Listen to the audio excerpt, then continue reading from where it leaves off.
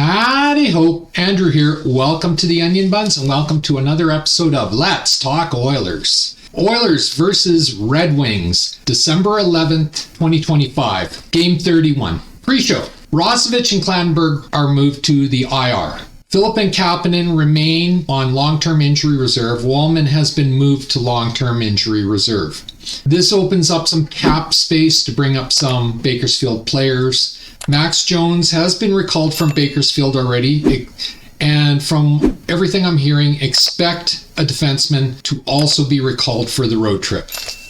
As I said in my weekly video, I honestly wouldn't be shocked if all 5 injured players are kept out until January. It just makes sense to me. Why rush it? Just keep them out over the silly season, bring them back in January healthy and ready to go. Josh Brown's name mentioned as potentially being the defenseman called up. I hope so, as this team desperately needs to get some more toughness, which is exactly what Josh Brown brings. And let's be honest here, Josh Brown has never been given a real opportunity to play as an Edmonton Oiler. And that's shameful on Knobloch and the Oiler brass. But they don't value toughness. Even though our team plays better with toughness in the lineup, they don't value it. They want fast skating, soft, puck-moving defensemen, and that's when we get into trouble. All of our best games have been when we've shown that edge, that toughness. So I hope they do call up Josh Brown. I'm just not willing to bet on it. So we'll probably find out on Friday for the Maple Leafs game on Saturday. As for tonight's game, I'm going to go against the grain here. I don't hold the modern day Detroit Red Wings in high regard. The Oilers are hands down the better team, but the same was true for Buffalo, and how'd that turn out? So once again, it comes down to what Oiler team shows up and when in game they decide to show up. We shall have to see. If the Oilers refuse to show up for the first 2 periods, this game will get ugly fast. We need a full 60-minute game. And if Evan Bouchard decides he doesn't want to play again, Knobloch has to be an actual coach and bench him. Doesn't matter if it's the first shift of the game or not. It's called demanding players and coaches be professionals. And this is something that seems to get forgotten about in Oilerland. These guys, as much as we want to see them do well, we want to see them succeed, we want to see the team succeed, they are paid a king's ransom to play a game.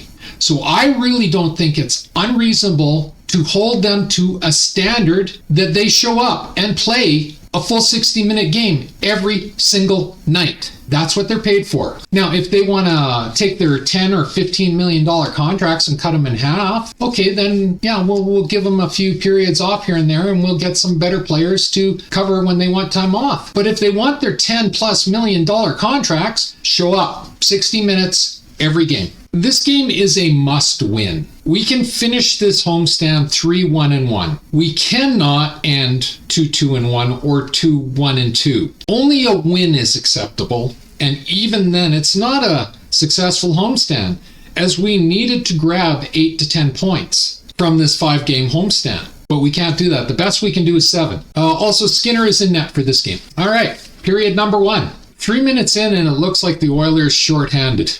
I'm not kidding. Like, for 3 minutes, it was all in our zone. The Red Wings weren't shooting a lot, but it was just cycle, and we had nothing for the first 3 minutes. They're not, but it's been all Red Wings cycling the puck in the Oilers zone.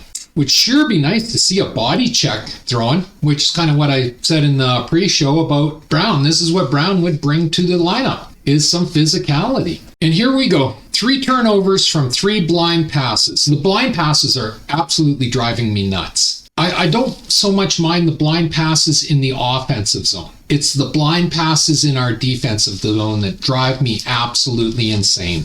When will they learn? Because all 3 blind passes were turnovers in our own zone. If not for Skinner, we would have been down really early in this game. Finally got our second shot a full 8 minutes into the period. So the first 10 minutes, it was all Wings. We didn't show up. We weren't ready again.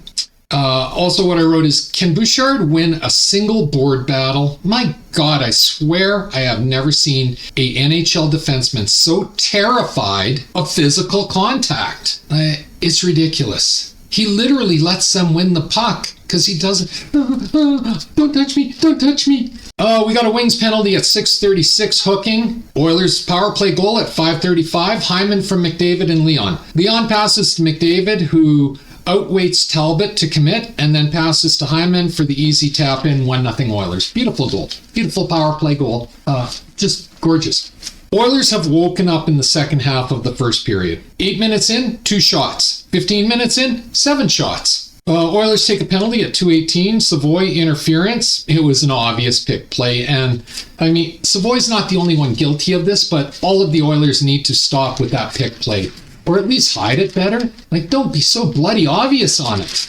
Oh my God, Nurse saves a goal. Skinner makes the save, but the puck trickles through and Nurse stops the puck on the goal line. Like, literally on our goal line. And pushes the puck back under Skinner. This is why you don't put Bouchard on the PK. Evan Bouchard would not have made this play. Point blank. End of the first, shots on goal, 6-7 for the Oilers. 1-0 Oilers. It was a fast-paced start, but Oilers still sat back and let Detroit dictate the play for the first 10 minutes. But then they finally started skating. Bouchard looks lost for the full 20 minutes of the first period. And let's just hope somebody smacks him upside the head to wake him up for the second and third periods. Detroit's playing back-to-back, so longer this game goes, better it is for the Oilers. All right, second period. Oilers goal at 17-14. Ekholm from McDavid and RNH. RNH passes to McDavid. McDavid passes to Ekholm, and Ekholm unloads the big blast straight in the net, 2-0. I know I've been bitching about Bouchard this game, but I'm going to say it again. What Ekholm did on this play, this is what I want to see from Evan Bouchard, but this is what we never get from Evan Bouchard. Like, he always looks to pass off. He always looks to make the play. Or if he shoots, he rarely does a slap shot, if we're being brutally honest. You know, he's supposed to have the hardest shot on the team, but he really doesn't use it all that much. And Ekholm just showed us once again, if you use your big blast, good things will happen. The Wings get a goal at 14-19. It wasn't a good goal on Skinner. He got beat by a flutter off-speed shot over his glove hand. It came in slow, fluttering, and he kind of waved at it, but he missed and it went in. You know, I'm sure he wanted that one back. 2-1 for the Oilers. Oilers goal at 2:12. Hyman from McDavid and Nurse. Nurse puts the puck towards the net. McDavid knocks the puck down and puts it to the front, where Hyman bats it in. 3-1 for the Oilers. Wings take a penalty at 32.9 seconds left in the second, holding. End of the second, shots on goal, 15-20 for the Oilers. 3-1 for the Oilers. Third period. This was a really plodding, slow period, but this was what the Oilers needed to do. They were protecting the lead, so they didn't go gung-ho trying to score or anything. They just played disciplined hockey, and this is what we haven't seen all season from them when they're protecting a lead, because we've seen them turn over their leads so often because they always try to play shinny and get more and get more and get more rather than just taking care of their own zone. This period, well, it wasn't fancy, it wasn't exciting, there wasn't a lot of notes for it. It was exactly what they needed to do. So yeah, it went all the way down to the 3:01 mark remaining.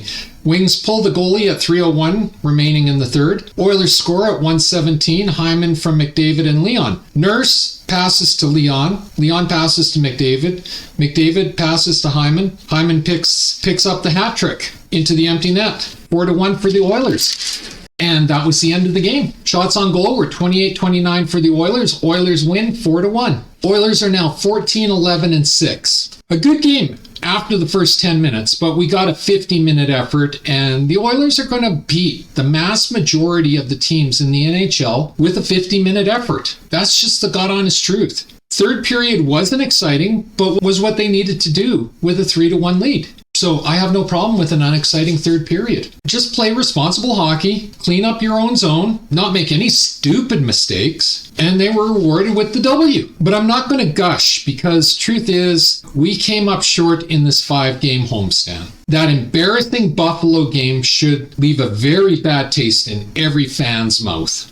We needed 8 to 10 points in this homestand. We settled for 7 of 10. Normally, that would be acceptable, but we wasted so many points in our first 22 games that we cannot have games like we had versus Buffalo. We simply can't. So my 3 stars for tonight are number 1, Hyman. He got the hat trick. McDavid, 4 primary assists. And Stuart Skinner, 27 saves for a .964 save percentage. He let one weak goal in, but he more than made up for it for the rest of the game. As for the slugs, I'm going to go with no slugs, but Bouchard still leaves a lot to be desired, and it's time for him to get serious and correct his mistakes. Like that first period he played tonight was not acceptable. It really wasn't. And you didn't really notice him in the second and third period, and I'll take that. I'll take that every single day. If you're not noticing him, that means he's not making the horrendous mistakes, and he's not costing us the games. But I still think it's time for him to start getting serious. And that's the recap. Our next game is Saturday, December 13, 2025 versus the lowly Toronto Maple Leafs at 5 p.m. Mountain on Sportsnet. So it's not quite a matinee game, but it's not our normal later start. So makes it easier for me to film anyway. And that's my recap. You know, the third period, there was so little to report on third period. This ended up being quite a short video. So yeah, if you like the video, leave a like, a subscribe, and a share. I'm trying to grow my channel, and a like, a subscribe, and a share does me wonders, and I do appreciate it. It takes 1 second to subscribe, costs you absolutely nothing, helps me immensely. Just hit the subscribe button on the bottom of the screen. And if you're watching on Rumble, please subscribe to my channel. Always feel free to leave a comment. I encourage everybody to leave a comment. Not only does it get us interacting, but it really does help me with the YouTube algorithm and getting more eyes on my videos. And as always, pew pew pew and shit. Thanks for watching. Have a great day.